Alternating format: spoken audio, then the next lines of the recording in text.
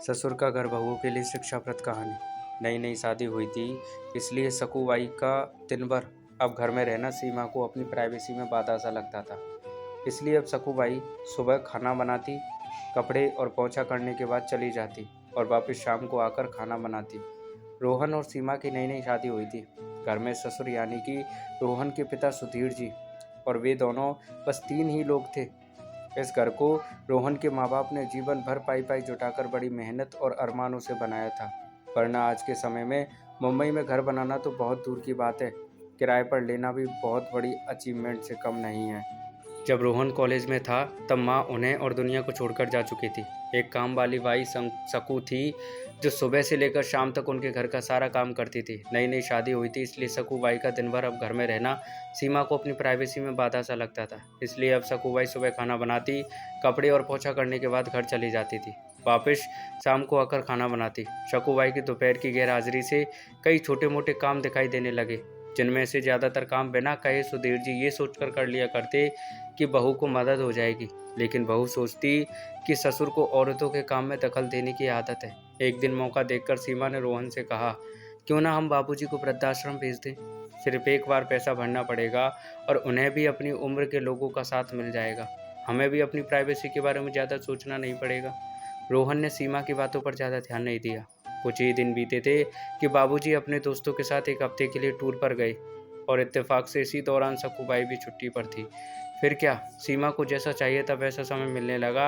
अब रोहन रेस्टोरेंट में खाना खा लेता और सीमा का काम ऑमलेट, ब्रेड या मैगी से चल जाता।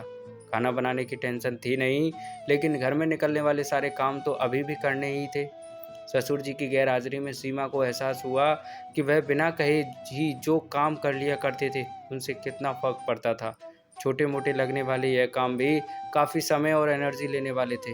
कुछ दिन बीतने के बाद एक दिन रोहन सीमा को कहता है, चलो आज कहीं बाहर घूम कर आते हैं। सीमा बड़ी खुशी खुशी सज धज कर बाहर घूमने के लिए तैयार हो जाती है। रोहन सीमा को अपने घर से 4 किलोमीटर दूर एक चौल में लेकर आता है और एक आदमी रोहन के हाथों में एक चाबी देता है और रोहन उस चाबी को लेकर चौल का एक कमरे का दरवाज़ा खोलता है। कमरा खुलते ही 2 रूम वाले उस छोटे से अंधेरे से भरे कमरे के अंदर रोहन सीमा को लेकर जाता है और कहता है, कैसा लगा तुम्हें हमारा नया घर। रोहन कहता है, हम अगले महीने से इसी का मकान को भाड़े से लेकर रहेंगे अलग और अपनी प्राइवेसी का मज़ा लेंगे। अभी मेरी आमदनी के हिसाब से हम इसी को अफोर्ड कर सकते हैं। रोहन का यह व्यवहार सीमा के समझ में नहीं आया। वह चौंकते हुए कहती है, हमारे पास इतना बड़ा घर तो है, फिर क्यों हम भाड़े से रहेंगे। रोहन उसे टोकते हुए कहता है, सोच समझ कर बोला करो, वह घर हमारा नहीं है, वह माँ बाबूजी का है। तुम्हारे पास 1 महीना है सोचने के लिए कि तुम्हें आगे क्या करना है। दोनों वहाँ से वापस अपने घर लौट आते हैं। पूरे रास्ते सीमा के दिमाग में तरह तरह के विचार चल रहे थे। घर पहुँचते ही उसने रोहन से कहा, माना कि यह घर माँ बाबूजी का है, लेकिन क्या हमारा इस पर कोई हक नहीं है। रोहन ने कहा, बिल्कुल है, लेकिन माँ बाबूजी के बाद, जब तक वह हैं तब तक तो नहीं। अगर तुम्हें हक समझ में आता तो तुम्हें जिम्मेदारियाँ भी समझ में आती होंगी।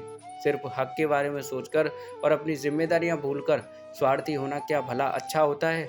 सीमा के पास रोहन के इस सवाल का कोई जवाब नहीं था। वह सोचने लगी कि उसने अपने क्षणिक सुख के स्वार्थ के लिए इतने नीचे गिरकर ऐसी घटिया सोच अपने दिमाग में आने दी। उसे मन ही मन पछतावा होने लगा।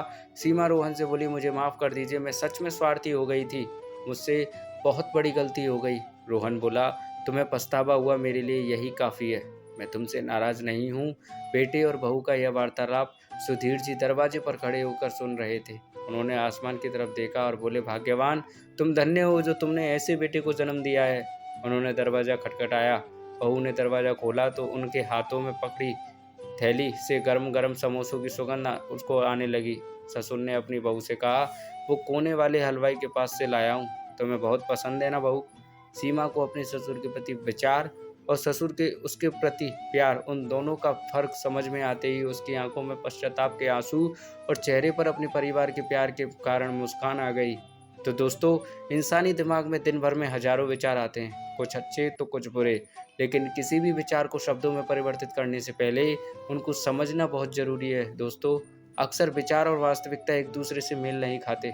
हमारे बुजुर्ग जो हमें बोझ लगते हैं, जिनसे हम बात बात में चिढ़ जाते हैं, ऐसा इसलिए होता है क्योंकि हम स्वार्थी होकर सोचते हैं और हम उन्हें उनके योगदान को समझ नहीं पाते, वह हमारे जीवन में बहुत अहम किरदार निभाते हैं।